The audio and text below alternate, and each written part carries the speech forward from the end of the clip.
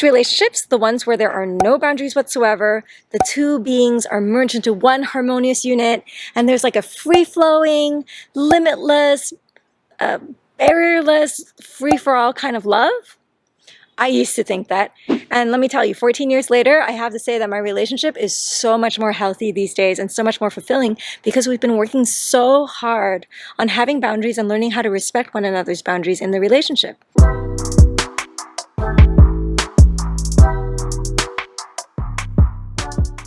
If you're meeting me for the very first time, my name is Faye Wyatt. I am a relationship coach and cuddle therapist, and I'm obsessed with helping you be your very best self in relationships, starting with the one you have with yourself.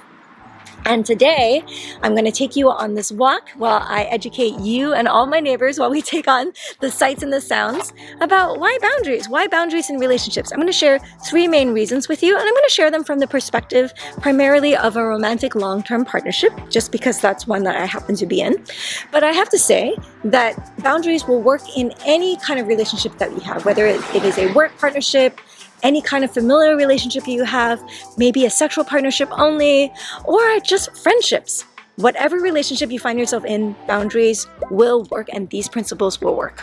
So the number one main reason why boundaries are so essential is this word, individuation.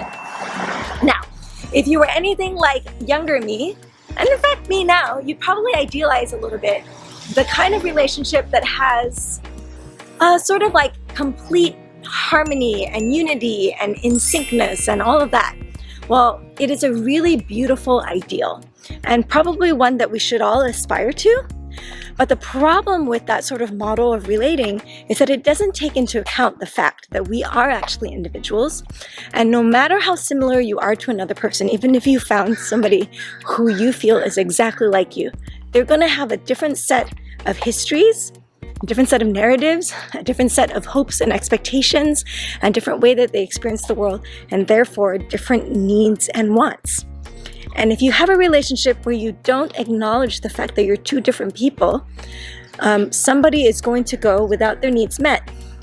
And then you can find yourself in the kind of relationship where the lines between that individuality is really blurred, and personal responsibility also gets really blurred. So what's really helpful in knowing where you begin and where you end and where the other person begins and where they end is for you to be able to just fully own what is yours to own. So in my relationship, when I have boundaries, I can figure out that, oh, I'm responsible for the way I feel, and my partner is responsible for the way they feel, and I'm responsible for the way that I live my life, and my partner is responsible for the way they live their life. And so because I am so secure in that boundary between us, I can let go of a lot of that codependent and controlling the other person so that I can feel better kind of behaviors that are very toxic and destructive in relationships. So individuation is really, really sort of a key foundation to healthy relationship, and is a key point to making sure that you don't end up in relationship dynamics that are controlling, manipulative, and toxic. Number 2 is a lot more simple. Don't you want to be fulfilled in relationship? I do. And I'll tell you, if you don't have boundaries in a relationship, that means somebody is 100% foregoing their needs and getting unfulfilled and probably building up long-term resentment. So this is a really important point. It is a lot more damaging to a relationship to suppress your needs, people please, and go along and build up long-term poisonous resentment than it is to have one moment of anger or conflict.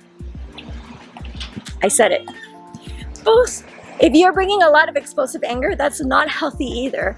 But because if you avoid conflict and you are foregoing your needs, that is going to do a lot of long-term damage on the relationship that is going to be a lot harder to repair than one in-the-moment rupture from anger.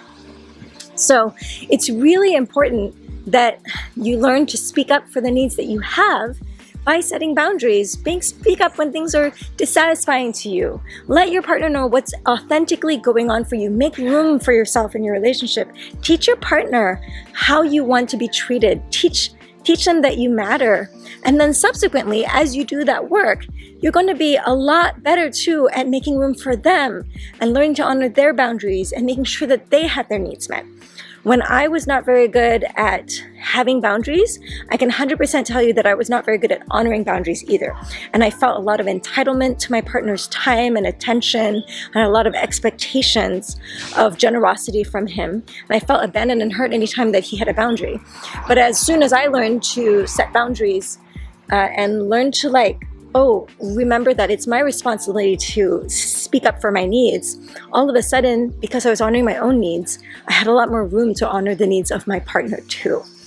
And that made all the difference, because now I no longer saw my partner as this endless giving tree. And I stopped expecting myself to be able to do that. And I was able to make room for what was true in the relationship. The fact that we both have limits, but we both love each other and want to give as much as we can to the other person. And figuring out where our limitations are and navigating those things has been key to having the sort of real connection that we truly want, that we thrive from.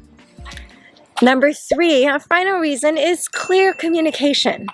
Wow, I want more than anybody else for somebody to be able to guess what I need, read my mind, and just get it right all the time. But that's not how it works. And when I've learned to set boundaries, when I've learned what I need and I've learned to do the work of communicating it, the lanes become so clear. And I found that it creates this sort of environment of collaboration. Now I want to collaborate with my partner, and instead of boundaries being this electric fence that we're you shall not pass signs on them, it's actually a lot more like riverbanks that shows me where to flow. And as we set boundaries around, how we treat each other's possessions, what's mine, what's yours, what's ours, how we treat the things, what kind of agreements we have around money, how we like to be touched and how we don't like to be touched. When do we want to be able to give each other attention, and when is that time for us, and when is that time actually for ourselves? When are we together as a couple, and when are we individual?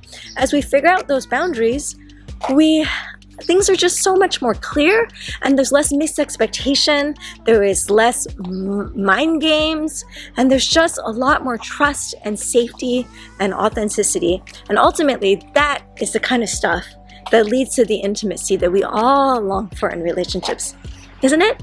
So at the end of the day, boundaries are what helps us to have ourselves while being in relationship with another person. How can I have me and have you too? If you like this video, hit that subscribe button, hit that bell to get notifications. I love talking about boundaries, and I want to share with you everything that I know so that you can be as fulfilled as I have learned to become. We'll see you soon.